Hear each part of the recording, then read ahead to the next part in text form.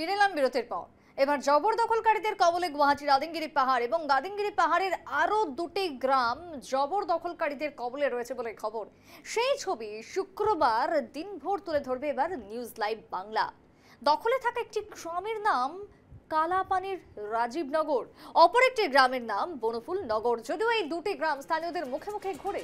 ইতিমধ্যে আদিঙ্গিরি পাহাড়ে অবৈধভাবে গজিয়ে ওঠা কদরতপুর গ্রামের অস্তিত্ব তুলে ধরেছেন নিউজ লাইভ বাংলা।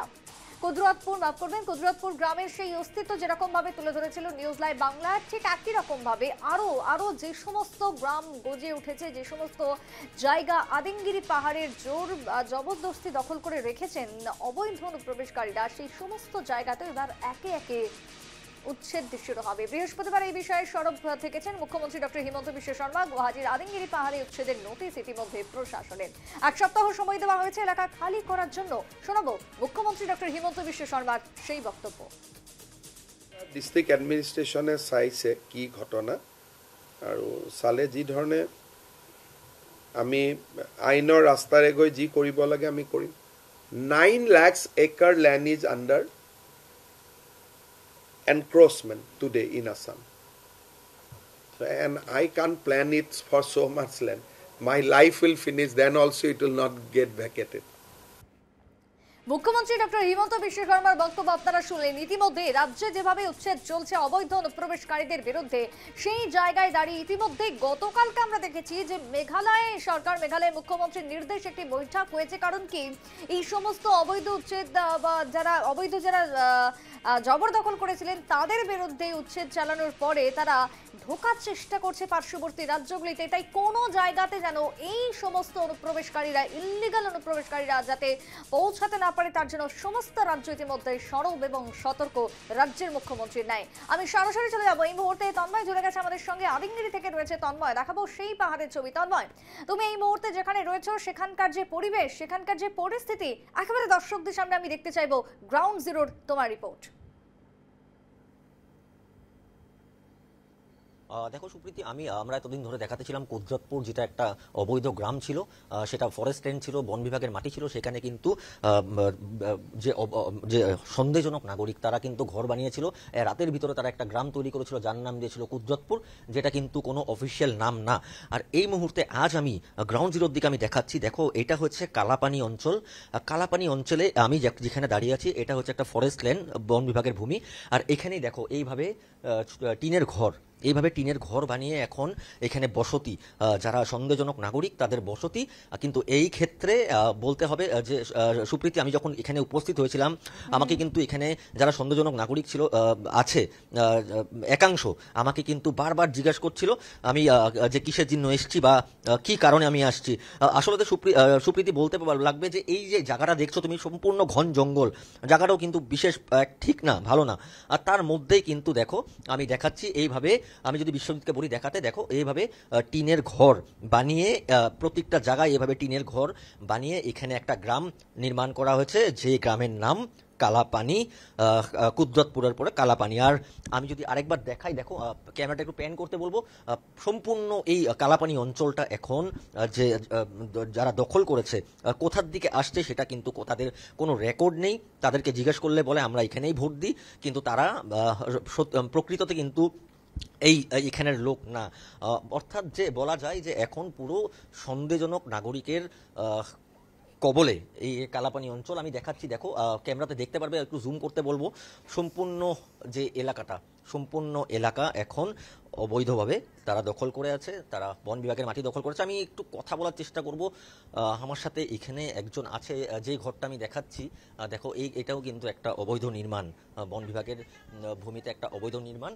আর আমি ওনার সঙ্গে একটু কথা বলার চেষ্টা করব। মাসি, আমি আপনার সঙ্গে একটু কথা বলার চেষ্টা করব। মানে আপনার নামটা মাসি? আমার নাম মিস ফাতেমা বেওয়া। মাসি, কতদিন ধরে আপনারা এখানে আছেন? আমি কমসে কম 10 বছর থেকে আছি। হয়। আচ্ছা আচ্ছা। আপনাদেরকে এখানে কে, মানে জায়গাটা কি কিনেছিলেন? জায়গাটা মানে কিনাই নিছি। হয়, কিনাই। কাজ দিকে কিনেছেন? একটা বিহারি মানুষের কাছে থাকি। হয়। কাগজপত্র যে দিয়েছে সব দেখেছেন আপনি? হ্যাঁ, কাগজপাতি মানে দলিল বানিয়ে দিছে। হয় দিছে। ভোট কোথায় দিলাম? ভোট তো বাবা মিশা কথা কয়ে লাভ নাই, ভোট আমরা ধুবড়ি গরিপুরের মানুষ, গরিপুরেই দেই ভোট। হয়। কতজন আছে পরিবার? আমার পরিবার বেশি নাই, আমার একটাই ছেলে, একটাই মেয়ে আর আমি। কারেন্ট আছে? না, কারেন্ট নাই বাবা, আমি এই যে সোলার দিয়ে চলি কোন রকম। হ্যাঁ। এখানে আপনাদের অঞ্চলে কত লোক আছে এখানে? এইখানে এখন কত লোক আছে বাবা আমি আইডিয়া করি, আমি তো আর বেশি বাইর হই না। না, আমি বাড়িতেই থাকি, আমার একটাই ছেলে কাম কাজ করে, আমি বাড়িতেই থাকি। এইভাবে আপনারা যে এখানে ফরেস্টারের মাটি আছিল বাবা, জানি নাই, পরে জানছি যে এটা ফরেস্টারের মাটি হয়, ওই জন্য আমরা দেখো আমরা কিচ্ছু করিনি। আমরা আপনারা দালালের হাতে পড়েছেন, দালালে আপনাদের? হয় হয় হয় বাবা, আমরা তো জানি নাই না। জানছেন যে এটা ফরেস্ট? হ্যাঁ, ফরেস্টারের মাটি, আমি পরে জানি। আমি আপনার কাছে আসবো, যেহেতু আপনিও এখানের বাসিন্দা, এই যে এখানে যে দালাল যারা ঘুরেছিল আগের দিকে, আপনারাও জানতেন না জিনিসটা? মই এৰে বাসিন্দা হয়, মোৰ পুৰণা ঘৰ ধীৰেনপাৰা, মোৰ ইয়াতে ভোট, মই নবেন্দ্ৰ নাথ কলিতাক ভোট দিয়া হয়, মোৰ এৰে বাসিন্দা।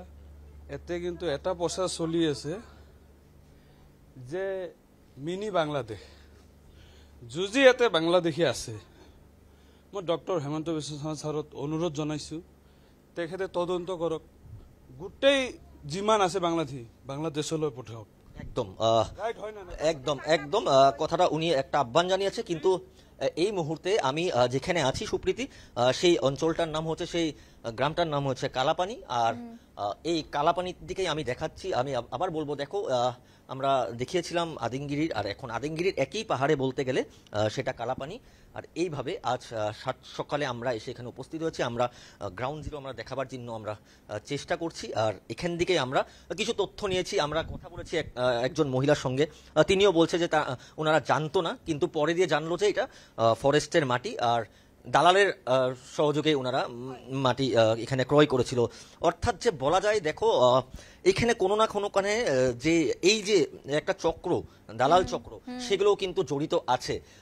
আমি একটু আগে যাব, আমি একটু দেখাতে বলবো। দেখো আমি যে অঞ্চলটাতে আছি সুপ্রীতি, এখান থেকে আমি এই কয়টা ঘর দেখাতে পারছি, কিন্তু আমি আরেকটু যদি নিচে যাই, সেখানে মাদ্রাসা, সেখানে মসজিদও আছে এখানে, কিন্তু সব ঘরে কিন্তু কারেন্ট নেই। আমি যার সাথে কথা বললাম, এখানে কিন্তু ইলেকট্রিসিটির কোনো ব্যবস্থা নেই। এইভাবেই ওনারা রাতের পর রাত ওনারা এইভাবে একটা একটা করে ঘর বানিয়ে একটা গ্রাম তৈরি করেছে। আর দেখছোই, আমি ক্যামেরা পার্সন বিশ্বজিৎ দেখাচ্ছে কিভাবে এখনো নির্মাণ কার্য চলছে, কিন্তু এখনো একটা একটা করে নির্মাণ কার্য চলছে।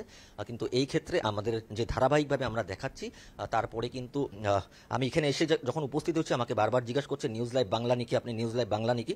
কারণ নিউজ লাইভ বাংলাকে ওরা প্রতিদিন ফলো করছে, কারণ নিউজ লাইভ বাংলা প্রথম দিন দিকে আমরা দেখাচ্ছি কোথায় কোথায় অবৈধভাবে নির্মাণ করা হয়েছে, বন বিভাগের মাটিতে ঘর, কোথায় কোথায় সন্দেহজনক নাগরিকদের বসতি আমরা দেখাচ্ছি। আর এই মুহূর্তে সুপ্রীতি আমি আরও তথ্য নিব, আমি আরও ভিজুয়ালস দেখাবো দর্শকদেরকে, কিন্তু এখান থেকে আমি দেখালাম এই ছবি, এই দৃশ্য সুপ্রীতি। তন্ময় আরেকটি বিষয় জানতে চাইবো যে আদিমগিরি পাহাড়ের যে নোটিশ, ইতিমধ্যে উচ্ছেদের নোটিশ, সেই নোটিশ কি এই যে কালাপানি তুমি যেখানে রয়েছো সেখানেও পৌঁছেছে সরকারের এই নোটিশ? না, দেখো এখানে এখন অবধি পৌঁছয়নি, কারণ এই ব্যাপারটা কিন্তু ঠিক জানতো না। আজ সকালবেলায় আমরা এসে উপস্থিত হয়েছি নিউজ লাইভ বাংলা আমরা দেখাবার জন্য। এখানে আমরা কুদরতপুরের যে খবর সেটা আমরা দেখিয়েছিলাম, কিভাবে সেখানে অবৈধভাবে ঘর নির্মাণ করে একটা গ্রাম তৈরি করা হয়েছিল কুদরতপুর, আর তারপরে কিন্তু প্রশাসনের তরফ দিকে কিন্তু নোটিশ দেওয়া হয়েছে। আর আজ এই যে কালাপানি তোমাকে বললাম, আমি আজ এখানে উপস্থিত হয়েছি। এখানে আমি আরো তথ্য আমি কিছুক্ষণ পরে দিব। আমি আরো কয়েকটা অঞ্চলে যাব, তা ওখানেও আমি কথা বলার চেষ্টা করবো, ওখানে ছবি নেওয়ার জন্য আমি চেষ্টা করব। বেশ বেশ তন্ময়, তুমি তোমার এই গ্রাউন্ড জিরো রিপোর্ট চালিয়ে যাও।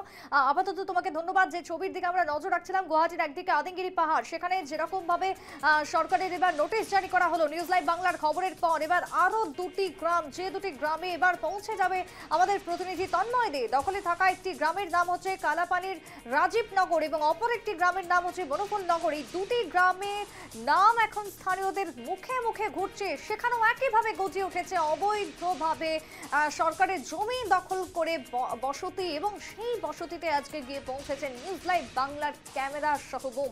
তন্ময়দের রয়েছে সেখানকার গ্রাউন্ড জিরো রিপোর্ট, আমরা আগামীতে আরো তুলে ধরবো। তবে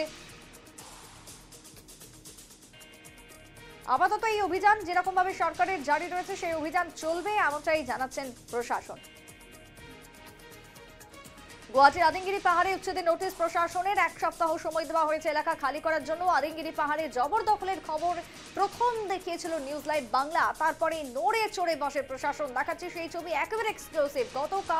গত পরশু আমরা প্রথমবার তুলে ধরেছিলাম যে খবর, নিউজ লাইভ বাংলার থেকে যে খবর প্রথমবার উঠে এসেছিল আদিঙ্গিরি পাহাড়, সেখানে গড়ে উঠেছে অবৈধ অনুপ্রবেশকারীদের বসতি। আর সেই জায়গাতে খবর প্রকাশ্যে আসার পর এবার নড়ে চড়ে বসে প্রশাসন।